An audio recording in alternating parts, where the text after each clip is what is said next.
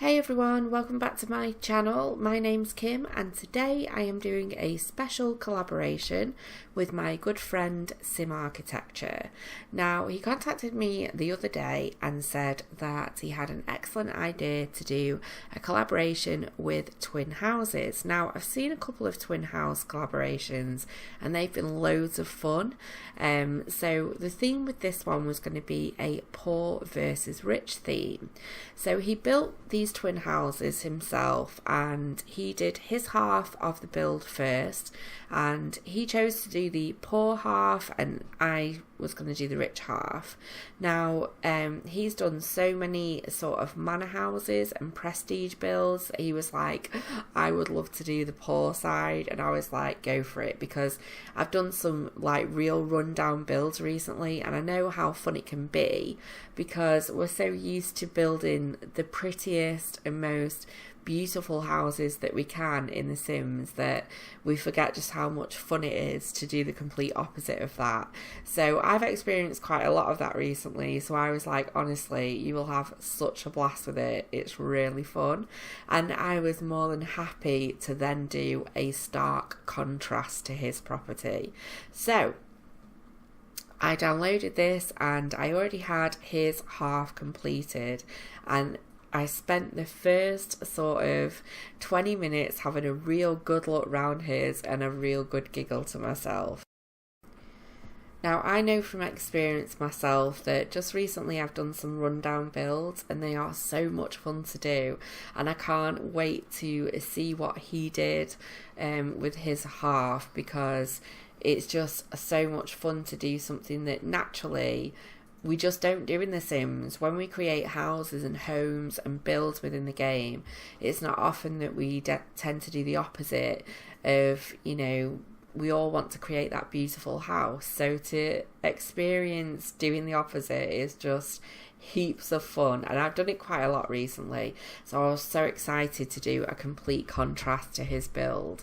Now, basically, my half had no floor plan, it was completely empty, and I decided to start off with the landscaping and obviously the exterior. Now, I went for quite a sort of like whitish brick and a little bit of a stone to the exterior. There's nothing majorly detailed about how I'd done the outside, like the colourings and wallpapers, because I wanted it to look kind of quite nice, new and crisp.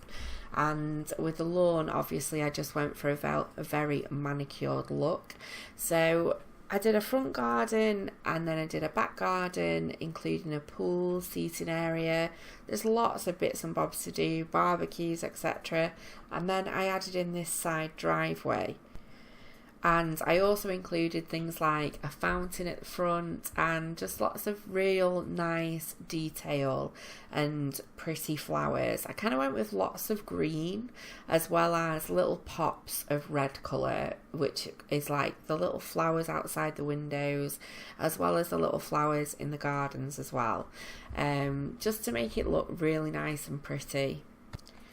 Which, trust me, when you look over that fence, is the complete opposite of what that tip next door has got going on. And actually, speaking about that, just going slightly off subject, I always keep my garden, my personal garden, quite nice and neat and manicured. Well, as manicured as it can be, given that I've got children and a dog. But I do take good care of it, and I'm always mowing it every week because it drives me mad if I don't. But next door, their garden is a jungle. Now, it is an actual jungle, and he doesn't really bother with his garden very often. He's a really nice guy and he's a real good neighbour, but he's just not that kind of gardening type, and he lives on his own and basically just never really bothers, and he doesn't go out there either. But what happens is it grows like a jungle throughout the summer, and last year, like I think about 2 years ago, he got somebody in professional to kind of like do his garden up, and then last year he didn't bother, so it grew like a jungle, and then it got to the point where it just sort of fell over. It was almost like his garden had given up growing and just fallen over and gone to sleep, and then it all sort of died through the winter. Anyway, it's come back with a vengeance this year, and I was sat in my living room the other day, and my living room's on the second floor because I live in a 3-storey house. So I was sat there and I could hear this noise, and it was like the noise of a strimmer. So a strimmer is like, if you don't know, is just a handheld, you just tend to like neaten up, the edges of your lawn, etc.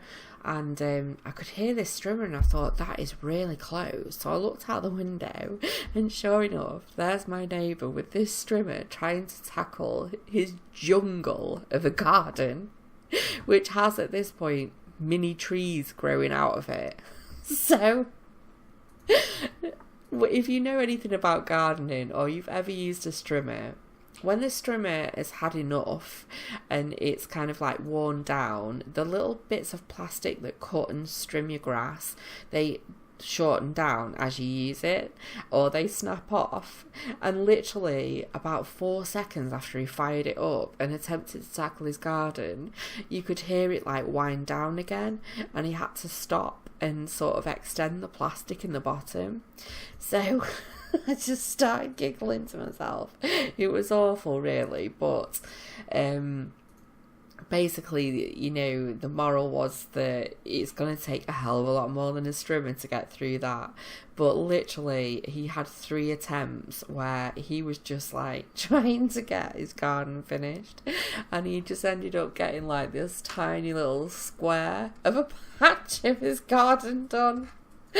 I just thought, oh god, that's so funny. But anyway, so this is what I can imagine, really. This is like me looking over the fence at his garden, which just is so mean. And he's lovely as well. It's absolutely no reflection on his character. Not everyone's a gardening type, and personally, neither am I, really. I hate doing it. It's a chore, but because I've got children, dogs and things like that, it's, I've got to keep it nice because they want to play out and things like that, and I quite like the way that it looks when it's all nice and fresh. But anyway, moving on from my garden story, the interior of this build, I decided to do quite an opulent look, but I would say it's very upmarket, but it's not completely rich.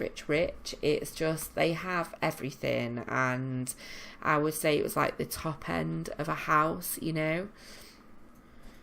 I would say everything was kind of like high-end budget, if you like.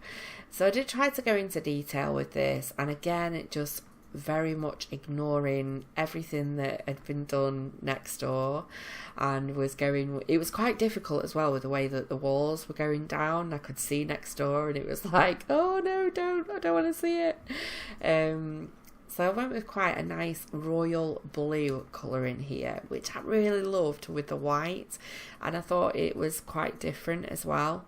Just recently with my builds, I do find, like everybody else does, that you tend to start using the same things, like the same fireplaces, the same lights. It might be that you like a particular coffee table, or you do, like, I always tend to put my TVs above the fireplace, and I'm trying to break those molds at the minute, and I'm just kind of very conscious of it because I want to like change it up a little bit and start working on my interiors and make sure that they look different and varied each time. So I try to go out of my comfort zone a little bit and use things that I wouldn't necessarily use or I haven't used for a while. So with this particular room, I would say it was a little bit like the lighting and whatnot. I did a little bit different than I ordinarily would. But I did add in a sim at this point because I did need to change the lighting, which drives me nuts. Because I don't always, sometimes when I pick a lot to work on, I don't move the sim in first. But obviously to change the colour of the lights, you need to have a sim on the lot. So she busied herself away playing the piano whilst I decorated the rest of the house. Now onto the dining room area, I did go for kind of like this reddish look, and I do really like the way that it looks, and it wasn't that I didn't like the way it looked, it's just that when I went to the rest of the house and I came back to it, I didn't feel like, with the green in the kitchen, the blue in the living room, and then the red, I didn't feel like it kind of flowed through. So I had actually had this in my last build as well, which was really frustrating, because then you end up wasting loads of time just recolouring things. But ultimately I liked the style, I loved the dining chair and the way that I'd done everything. It was just a case of changing the different colours. Now, I have actually skipped out some of the bathrooms and things like that I've done. There is actually 4 bedrooms and 4 bathrooms in my half of this build. So obviously adding all those bathrooms in would have been incredibly boring to watch. But I think you do get, you do see the very top floor bathroom being done. So you don't miss it completely. So with regards to bedrooms, I did decide to personalise them a little bit and I kind of went for a neutral double room, and then I went for kind of a girly teenage room, and then it was like a twin boy toddler room, and then I used the top floor of this build to do like a master suite area. So we had a gym, a master bedroom and a bathroom coming off that. And I really liked the way it all looked in the end. I was struggling on the middle floor a little bit. I was like, I'm not too sure, because I wasn't sure whether to keep it very prestigious looking, just less personalised and more kind of hotelish looking, if anything. But I thought, no, this is a home. It's a home in a neighbourhood. They're living next door normally, and the family that are living in this are going to live normally. They're just a little bit more upper class, if you like. Well, a lot more upper class, but so I quite like the way all of it turned out in the end, and it was really fun to make. So I feel like this is the absolute perfect video to say thank you very much for 100 subscribers. Now, I didn't want to celebrate over the weekend. I was so worried it was going to fall back below, and I was like, and everybody was messaging, and it was just really, really sweet. And there are so many people to thank, and it seems ridiculous. People are probably thinking 100 subs, like, what is that about? But for me, it's my first major milestone, really, since starting YouTube, and there are just a complete, there's loads of people I'd love to thank, but in particular I've used this video to say thank you because Simarchitecture has been one of my absolute solid friends who I met very early into my YouTube journey, and he's been a massive support. And obviously it's been an honour to do the collaboration with him at the beginning. And the collaboration now, I've loved it. It's been absolutely brilliant and so much fun. And I'd also like to thank Chrissy York, who's just been non-stop support, and everybody else over on Twitter who has constantly retweeted and liked and shared every single one of the builds. And that's J2J Plays, Millennial Builds, there's so many people to list, even support from Laura, who's Sim Sugar, and just messages of real support from Coffee, who in my moment of weakness the other day, I wanted to give it all up and delete it all, and she'd seen my tweet and said, no, don't do it. I've made that mistake before in the past. You are worthy of doing what you're doing. Keep going. And just absolutely everybody that has taken the time out to just even look at the pictures of the builds or even download them from the gallery. Whatever it is that you've done and seen or said as you've come across anything that I've made and shared, from the bottom of my heart up until this point, I am so grateful. So thank you very much for that. But yes, I am having absolutely heaps of fun, and I do love doing these collaborations. They're really fun as well, and it's just great to work with other people who are just fantastic builders. Now, Simarchitecture, he actually took a break not that long ago, but he came back with an absolute bang of a build, which was a huge British manor. And obviously with him being French and he's living over in France, he messaged me and he was like, does this manor look British? I was like, does that manor look British? That looks absolutely amazing. And I'm actually in England from Cheshire, which is where a lot of the footballers like Wayne Rooney and all the Man United players and all that kind of stuff, that's where all of them lot live. So there are lots of manor houses and big prestigious houses, etc. And that build was amazing. It was absolutely amazing. So be sure to go and check out his channel and check out his builds, because not only are his builds amazing on the outside, he has got an amazing knack for interiors. And every single interior that he does, there's always something within his builds that he does different that I've not seen before, that I think, wow, that is so clever. And I always really look forward to seeing what builds he does, because a little bit like me, he's got lots of, you know, different styles. He'll upload apartments, he'll upload big manors, he does a little bit of anything and everything, and different styles of houses as well, which is pretty much what I do too, you know, like just experimenting with different styles. And it's a lot of fun. And I think it's not only is it fun to make, it's fun to watch, and it's fun to see, you know, how people come up with these ideas. So definitely I will link everything down below, including his Twitter. If you're not following him on Twitter, then be sure to go and check him out, because he too uploads his builds to Twitter, and it's a great way of just notifying you of their next build.